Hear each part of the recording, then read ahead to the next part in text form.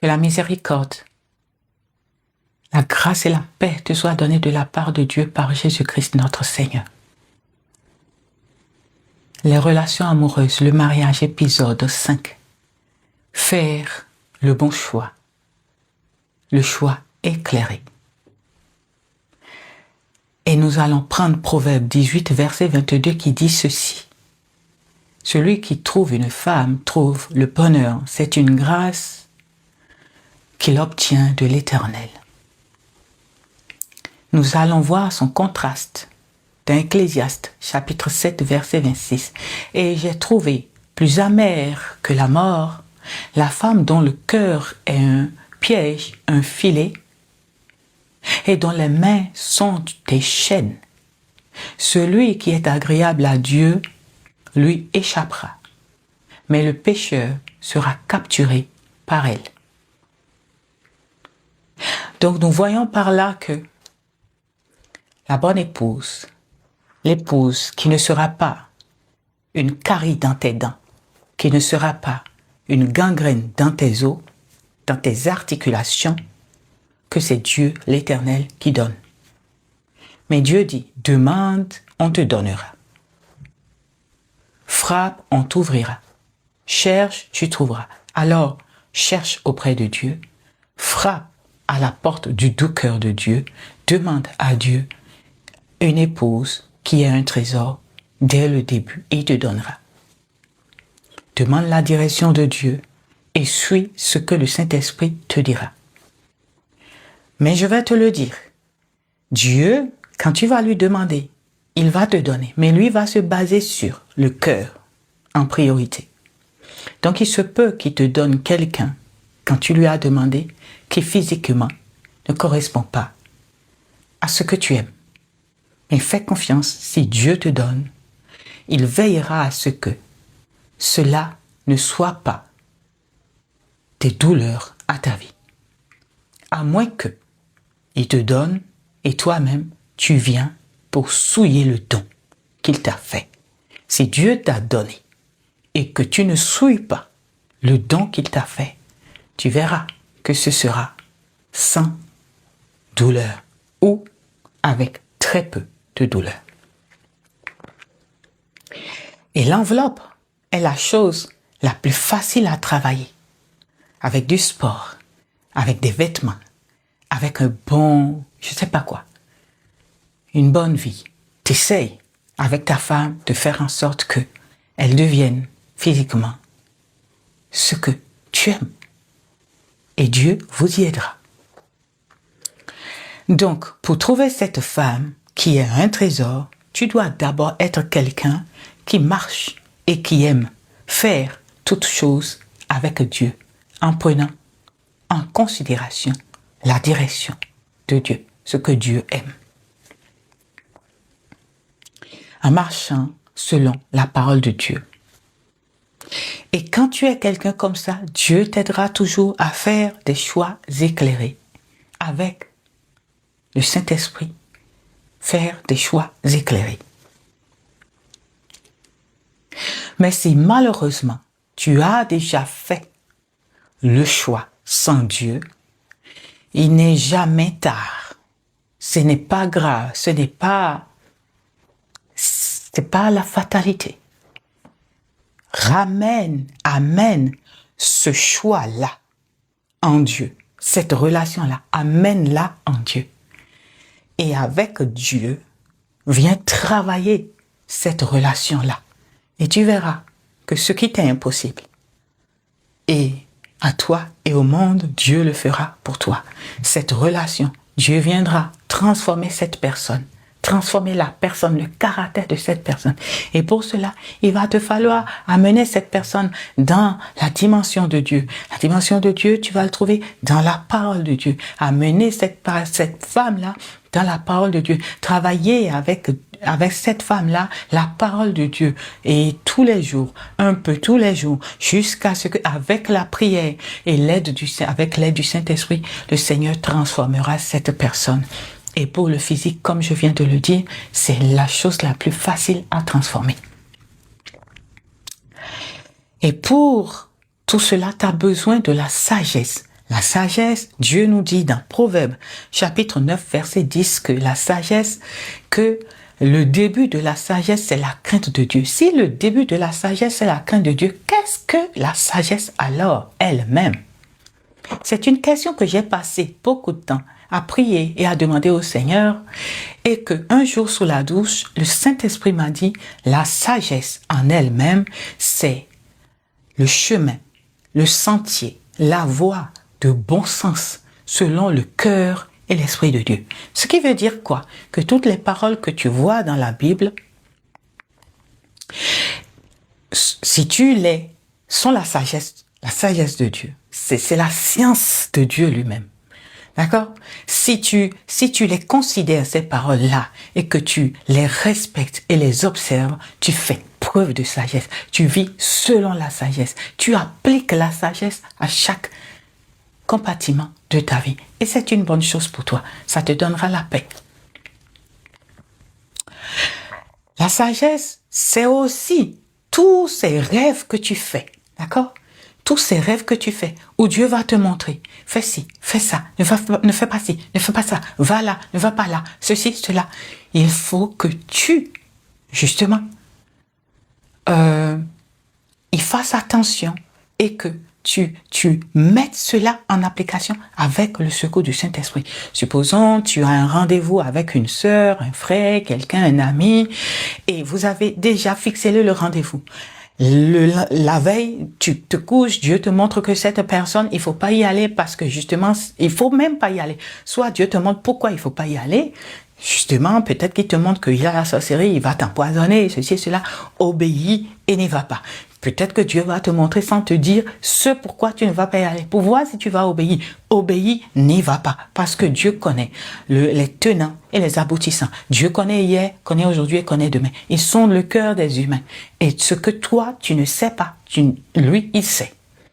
Obéir à ces choses-là, c'est faire preuve de sagesse, c'est vivre selon la sagesse de Dieu, c'est appliquer la sagesse à sa vie. D'accord? Et cela sauve. Donc, trouver la sagesse, c'est trouver la parole, c'est arriver à l'obéissance à toute la parole de Dieu.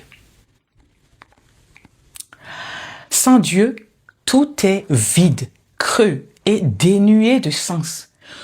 Pour que tu n'aies pas à apprendre par des expériences personnelles et douloureuses, les erreurs et les conséquences, les coûts des erreurs, Dieu t'appelle à la sagesse pour accomplir des choses dans le monde durant ta vie ou dans ta vie sans trouble ou sans grand trouble ou avec peu de trouble. Dieu t'appelle à la sagesse afin de t'enseigner comment trouver et connaître et garder les valeurs éternelles. Dieu t'appelle à la sagesse.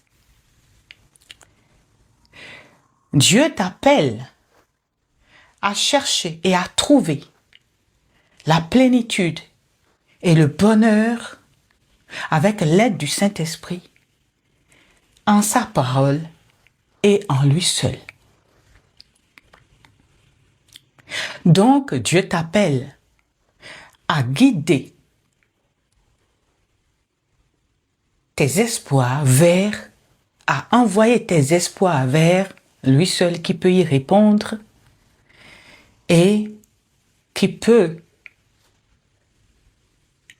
t'aider, aider ta vie à avoir un sens. Parce qu'il connaît tout. Il sait ce qui est bon et sait ce qui n'est pas bon.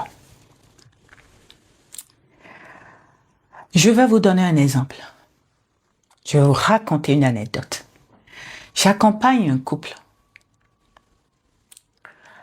Le monsieur, il avait prié après une relation douloureuse, difficile et ci et ça, et qu'il m'en a parlé. On a fini les soins spirituels pour qu'il aille mieux. Et puis après, il a dit, maman, je voudrais avoir une femme. Je dis, d'accord, on va prier. Toi aussi tu pries, moi aussi de mon côté, je vais prier pour que Dieu te donne une femme. J'ai commencé par prier. Il a commencé par prier. Dieu lui montre en songe une femme qu'il va rencontrer. Où il va rencontrer la femme. Il rencontre la femme. Dieu lui a montré même ce que la femme sera en train de manger, le lieu où il va trouver la femme, les personnes qui seront là. Dieu lui a tout montré. Ça s'est passé exactement comme ça. Quand il est arrivé me dire, j'ai eu ce songe-là, j'ai dit, ça va se passer exactement comme ça. Dieu a entendu nos prières, nos supplications. Il se trouve qu'il a rencontré la femme. Et il a commencé par aller avec la femme. Mais physiquement, c'est pas ce qui lui correspond du tout. Au final, il voulait pas. Mais moi, j'étais toujours derrière lui à lui dire, garde cette femme. Tu as demandé, Dieu t'a donné. Dieu ne peut pas te donner quelque chose de mauvais. C'est le physique qui te manque. C'est l'aspect sexuel qui n'est pas ce que tu aimerais. Mais je peux te dire que tu peux tout donner, tu peux tout demander à Dieu. On est rentré en prière. Dieu, il fait que la femme tombe malade. La femme tombe malade, la femme est hospitalisée. En 5 jours, on a détecté une maladie qui fait que le physique de la femme est comme la femme est. Par la grâce du Seigneur, ayant détecté cette maladie, on a soigné. À l'hôpital, ils ont soigné cette femme. Cette femme est guérie. Et puisque ce mot est guéri, son physique a changé et son physique est devenu ce que cet homme aime. Et sur l'aspect sexuel aussi, le Tout-Puissant, il a travaillé et ça va. Et les deux, ce couple, ils sont arrivés et ils ont témoigné en disant « Maman, madame Nobre, parce qu'il m'appelle maman parce que je suis maman d'église.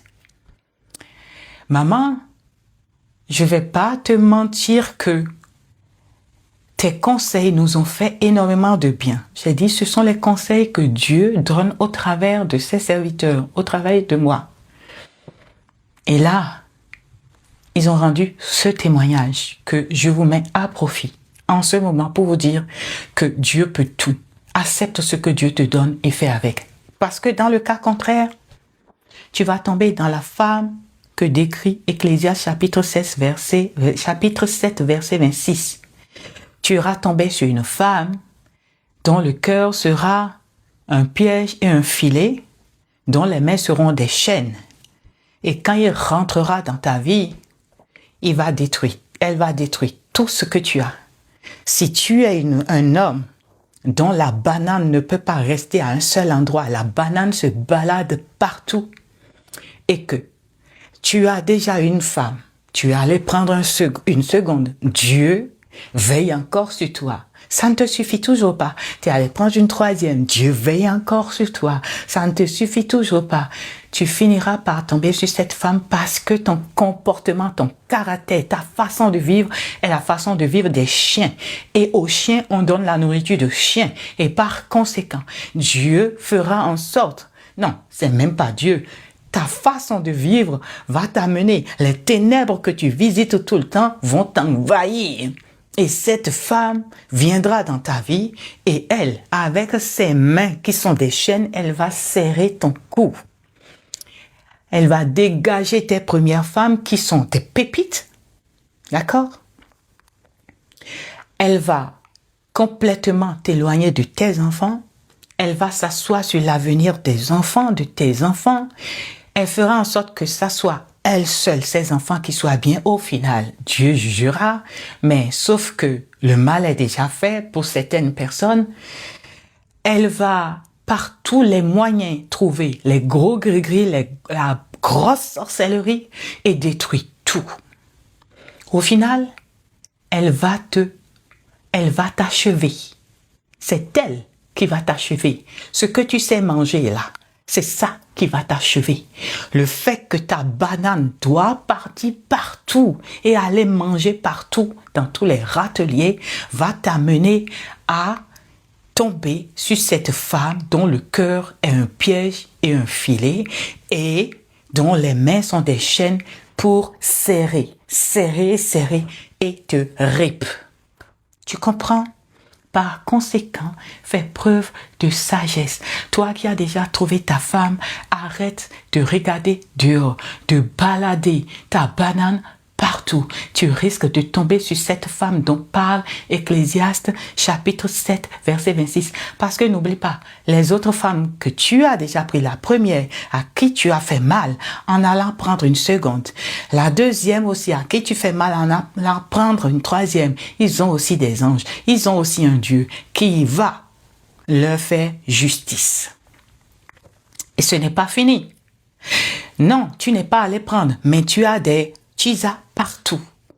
Ben ça aussi, tu finiras par tomber sur une tisa. Qui? Elle ne sera plus tisa. Elle viendra s'asseoir, que tu veuilles ou non, afin de te donner ce qu'il te faut. Puisque tu n'es pas satisfait de ce que tu as, elle viendra te satisfaire.